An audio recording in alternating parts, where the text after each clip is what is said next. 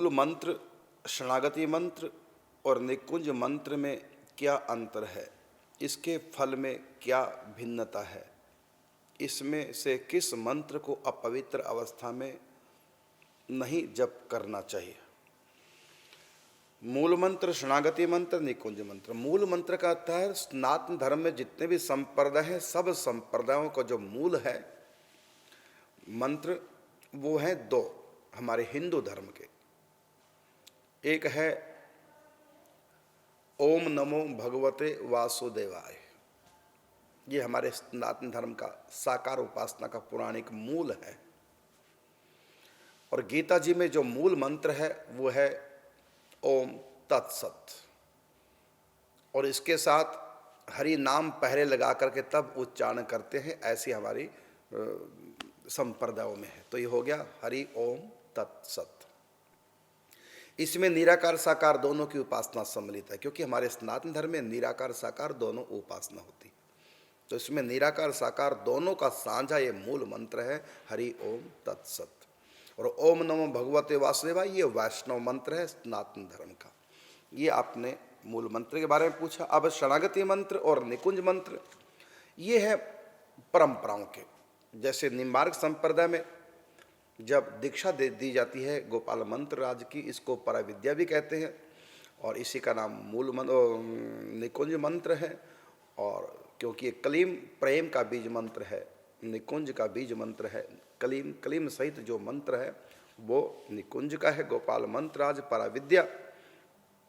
और इससे पहले शरणागति, क्योंकि शरणागति हुए बिना निकुंज की उपासना नहीं की जा सकती। पहले शरणागति हो मंत्र के द्वारा, तो कान में पहले शरणागति मंत्र होता है, उसके बाद निकुंज की उपासना प्रारंभ की जाती है।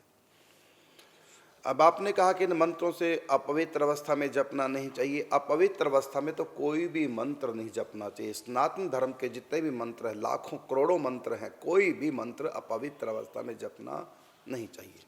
अनुष्ठान करें, उसके एक विधि है, उस विधि को सीख लेना चाहिए उसके अनुसार।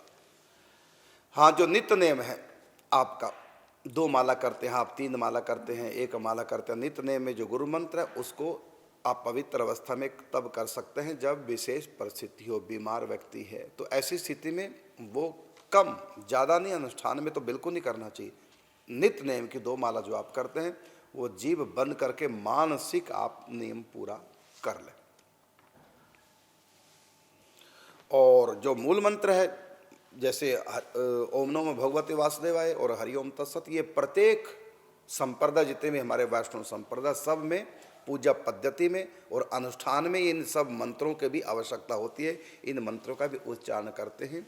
और जिनका कोई गुरु नहीं अभी तक बनाया, यदि वो भगवान की सेवा पूजा करना चाहें तो इन मूल मंत्रों से वो भगवान की सेवा पूजा कर सकते हैं। और जो द्विजाति हैं उनके लिए कहा गया है कि जब तक वो गायत्री मंत्र की दीक्षा न ले लें, उनके लिए वो भी गायत्री मंत्र मूल मंत्र हो गया कि तब तक उनका वैदिक उपासना में अधिकार नहीं होता। अब इनका आपने फल में भिन्नता क्या है, तो ये तो अधिकार भेद से है। जिसको गुरु से जो भी विद्या प्राप्त हो जाए, जो भी साधना प्राप्त हो जाए, उसके लिए वही सर्वश्रेष्ठ होती है। और भिन्नता की बात है कि फल में भिन्नता श्रद्धा के कारण से होती है, कम अधिक श्रद्धा के कारण से फल में भिन्नता होती है। बाकी इसमें अधिकार के अनुसार ये गुरु किसको कौन से मंत्र की दीक्षा देते हैं, और कई बार तो गुरु अपना लेते हैं, पूर्ण कृपा कर देते हैं, लेकिन इन 3 मंत्रों में से एक भी मंत्र नहीं देते और केवल नाम दे देते हैं। और जैसे महामंत्र दे दिया, युगल मंत्र दे दिया, तो इस प्रकार नाम सुना देते हैं और कहा इसी का भजन करो। लेकिन उस समय ये नहीं सोचना चाहिए कि दीक्षा नहीं होगी, वो नाम दीक्षा, वो भी एक प्रकार से दीक्षा है।